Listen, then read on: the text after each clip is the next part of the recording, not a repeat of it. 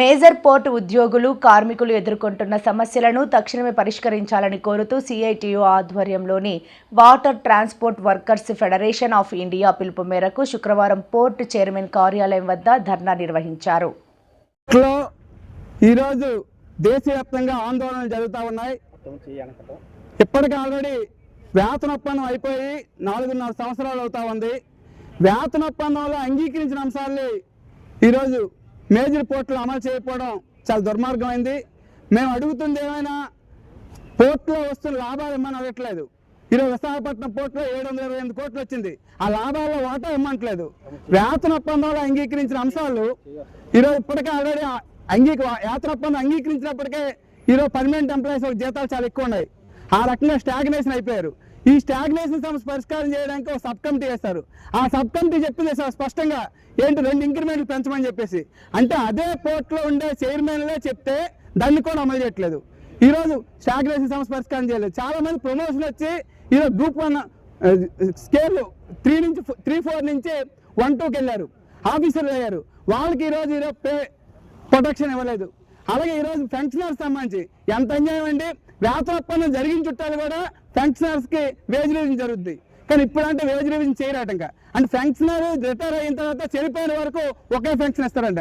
ధరలు మాత్రం ఎప్పుడైతే పెంచుతారు, మరి వేజ్ రివిజన్ చేయని చెప్పి చెప్తా ఉన్నారు. రెండోది ఇంకోటి ఏం చెప్పారు, ఇదే వేతన ఒప్పందంలో ఈరోజు ఖాళీగా ఉన్న పోస్టులు అనేటిని భర్తీ చేస్తాం, లేకపోతే పోర్టుల యొక్క ఆపరేషన్ ఇబ్బంది అవుతుందని చెప్పేసి అంగీకరించారు. మరి అటువంటిది పక్కన చెప్పి రెండోది ఉన్న పోస్టులు అన్నిటిని ఖాళీ చేసి రిటైర్మెంట్ చేసి VRS ఇచ్చి పంపిస్తున్నారు. ఎంత అన్యాయం అంటే విశాఖపట్నం ఉదాహరణ తీసుకుంటే ఇప్పుడు పర్మనెంట్ ఎంప్లాయీస్ సుమారుగా 1800 మంది పనిచేస్తున్నారు. ఆఫీసులు పక్కన పెడితే ఆ 1800 మందిలో ఇప్పుడు 1034 మందిని ఉంచుతారట, మిగతా వాళ్ళందరూ ఇంటికి పంపిస్తారట. దీనికి ఒక ముద్దు పేరు పెట్టారు, కోరు నాన్ కోర్ అని చెప్పేసి. ఈరోజు నాన్ కోర్ అని చెప్పేసి మినిస్ట్రీ నుంచి ఒక లెటర్ పంపిస్తే మన ఇక్కడ ఉండే అధికారులు అందరూ కూర్చొని ఈరోజు 1034 మంది ఉంటే చాలు, దాంట్లో 850 మంది పర్మనెంట్ ఉంటే చాలు, 186 మంది కాంట్రాక్ట్ కార్మికులు ఉంటే మేము పోర్ట్ నడిపేస్తామని చెప్తున్నారు. ఏ రకంగా నడుపుతాం మేము అని చెప్పేసి అడగదలుచుకున్నాం. ఈరోజు వేతన ఒప్పందాలు అంగీకరించిన అంశాలు అమలు చేయమంటున్నాం. ఈరోజు ఇంకోటి ఏంటి, చాలా మంది ఈరోజు పర్మనెంట్ ఎంప్లాయీస్ లాగే పూలు, క్యాజువల్, షోరు ఇటువంటి దీంట్లో పనిచేస్తున్నారు. వీళ్ళందరూ డిసీజ్ ఎంప్లాయీస్. వీళ్ళందరినీ పర్మనెంట్ చేస్తామని చెప్పేసి ఊరుస్తున్నారు తప్ప ఈరోజు ఇప్పటికే రిటైర్ అయిపోతున్నారు, వాళ్ళు పర్మనెంట్ చేసే పరిస్థితి లేదు. ఈరోజు శాశ్వత పనిలో ఈరోజు కాంట్రాక్ట్ కార్మికులు పనిచేస్తా ఉన్నారు. వాళ్ళు సమాన పనికి సమాన వేతనం ఇవ్వాలని చెప్పేసి ఉంది. ఇప్పటికే JNPT పోర్టులో ఈరోజు 36,000, 37,000 జీతాలు ఇస్తా ఉన్నారు. మరి విశాఖపట్నం పోర్టులు ఎందుకు ఎవరు? అందుకే మేము అడుగుతుంది పర్మనెంట్ ఎంప్లాయీ ఒక బేసిక్ ఇమ్మంటున్నాం. ఈరోజు పర్మనెంట్ ఎంప్లాయీకి 2 లక్షలు అంటే 2 లక్షల మంత్లే, బేసిక్ 36,000 ఉంది. ఆ రకంగా పర్మనెంట్ ఎంప్లాయీ బేసిక్ ఈరోజు కాంట్రాక్ట్ కార్మికులకి ఇవ్వమని చెప్పేసి అడుగుతున్నాం. కాబట్టి వేతన ఒప్పందాలు అంగీకరించిన అన్ని అంశాలని అమలు చేయాలని చెప్పేసి ఈరోజు ధర్నా చేస్తున్నాం. ఎంత సిగ్గుసేట్ అంటే రేపు జనవరి 1వ తారీఖుకి కొత్త వేతన ఒప్పందం వస్తుంది.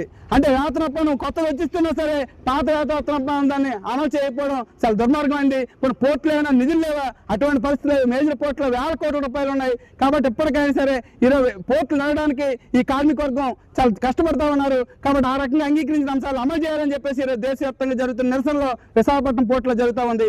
ఇంకొక అంశం ఏంటంటే ఈరోజు సీఫేరర్ సంబంధించి ఈరోజు అమెరికా వాడు దాడి చేసి చంపిస్తే కనీసం ప్రధానమంత్రి గారు ఒక ప్రకటన చేయలేదు దుర్మార్గం అని.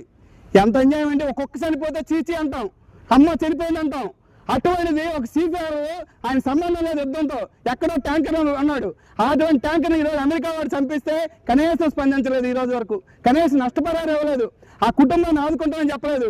చివరికి అమెరికాతో దోస్తు కడుతున్నాడు మోడీ గారు. మేము అడుగుతా ఉన్నది ఈరోజు నిజంగానే భారతదేశానికి కావాలా లేదా అమెరికా కావాలని చెప్పేసి మోడీ గారు తేల్చుకోవాలని చెప్పేసి కూడా హెచ్చరిక చేస్తున్నాం. ఈ రోజే విశాఖపట్నంలో చనిపోయిన సిఆర్పురంలో చనిపోయిన సురేష్ బాడీ ఇక్కడికి వచ్చింది. కనీసం ఆ బాడీని కూడా తీసుకొచ్చేయలేదు. వాళ్ళ ఆవిడ వెళ్ళి హైదరాబాద్ వెళ్ళి బాడీ తెచ్చుకుంది.